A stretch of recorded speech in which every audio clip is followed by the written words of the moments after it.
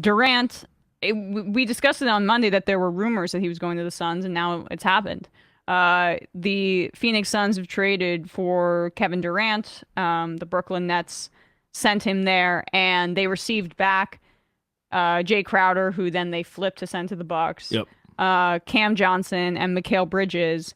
And Mikal Bridges, I loved coming out of college. I mean, I guess what the knock on him coming out of Villanova was that he was a little bit older, but he was someone the Knicks were rumored to get, and they took Kevin Knox instead, which is the pick The famed before. Kevin Knox. God, that's just. Kevin Knox, who I would say. Although I was super excited, I was like Knox all upside at the time, and then who knows?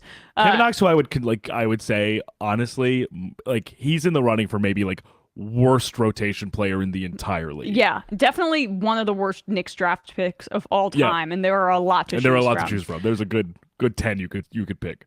But so Mikal Bridges to the Brooklyn Nets, which is a very good piece to get back, and 4 unprotected first round picks, all unprotected, which is a pretty big haul, especially if the Suns fall off after the roster ages out. I mean, Devin Booker's been having trouble staying healthy. Chris Paul, I was surprised. He's only getting older as well. Yeah, that he wasn't dealt. I mean, I guess he has a pretty big cap number, and maybe they figure they could use his veteran presence if they're trying to actually make a run for the championship. But Kevin Durant has a few more years left on that deal, and the 4 unprotected first round picks would scare me a little bit as a Suns fan. Yeah.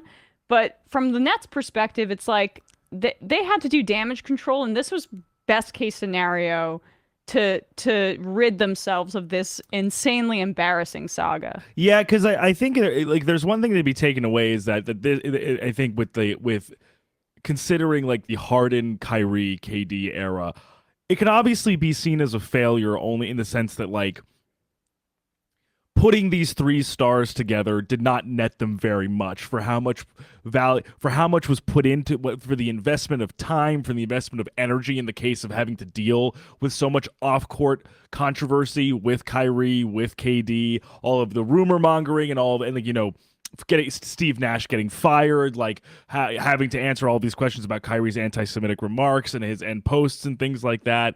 Like, a lot of time and energy, a lot of money invested into this. So you could definitely look at that and be like, it was potentially a little bit of a waste of time and might be a bit of an indictment of like this type of star assembly being what makes a good or great team. Yeah. I think it can potentially fly in the face of like this whole idea that super teams that are built like that are what sustains or what wins championships or wins playoff games. Because at the end of it, even the way the Lakers are constructed, I right? mean, this has been a real fly in the ointment for that trend within Absolutely. the NBA. Because with that in mind, I mean, you look at it in the sense of what they have to show for it is, beating Boston in the first round in 2021, losing to the Bucks in the second round, then the next year getting swept by the Celtics. So basically, one playoff series win in the first round, and then and as a result, James Harden's on the 76ers, Kevin Durant's on the Suns, and Kyrie was traded to the Mavericks after a whirlwind of turmoil earlier in the season.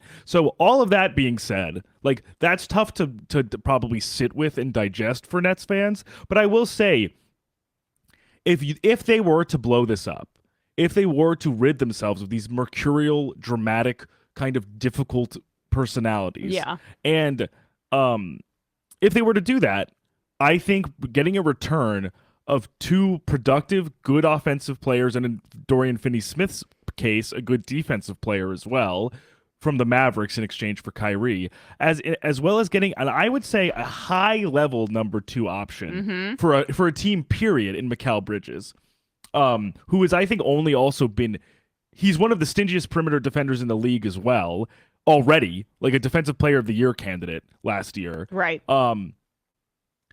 And is also continuing to refine his offensive game, a spark plug offensive player in Cam Johnson, and all of those picks.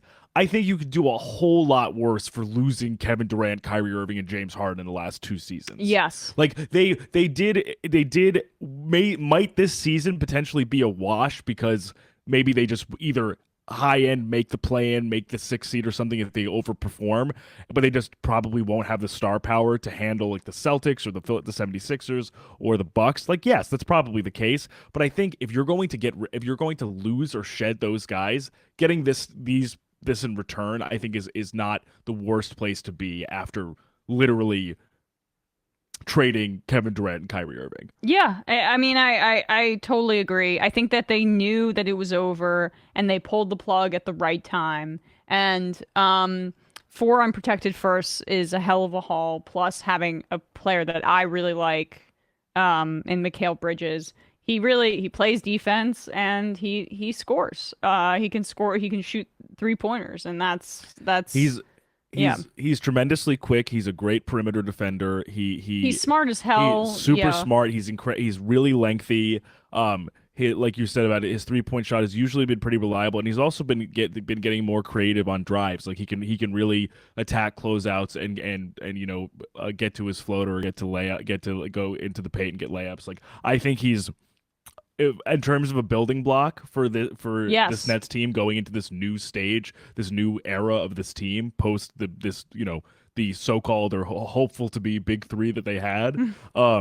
I really don't think he is a bad place to start. And like you said, like they can use the rest of the season to just see what they have with these guys. Absolutely. These new pieces. And I think and listen, like this isn't even a slight towards him at all, because it's just true. Like Jacques Vaughn has been in situations like this before where he's either been like an interim coach or a coach in a rebuild. Like he's no stranger to this. He wasn't only expecting to get this job to be like, oh, I was only expecting to coach Kevin Durant. Like he knows some type of, team-wide or organizational instability. And I do think that he is a player's coach and he can be a stabilizing force for these guys, especially the ones who have remained, Ben Simmons, despite a tremendous amount of turnover around them. So it'll be interesting to see for both teams if this works out. I mean, when you look at it on paper, like the idea of DeAndre Ayton, Devin Booker, Chris Paul, and Kevin Durant in a starting lineup is pretty wild to consider. And obviously, health is a huge factor.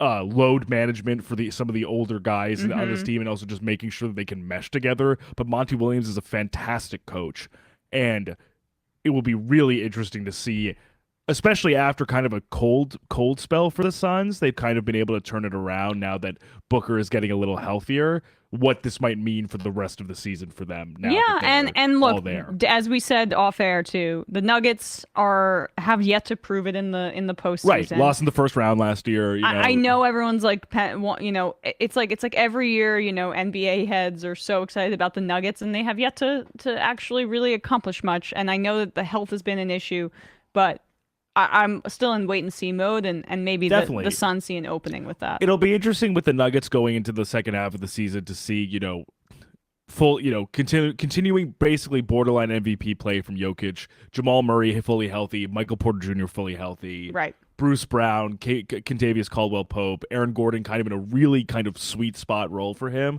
But like you said, it just needs to translate into playoff success for us to kind of... That's how I felt with the Bucks before their championship. It was like, I know what Giannis is. Like, I know what this team is in the regular season. They just have to actually pay dividends in the playoffs for me to think that they can really do it. Right.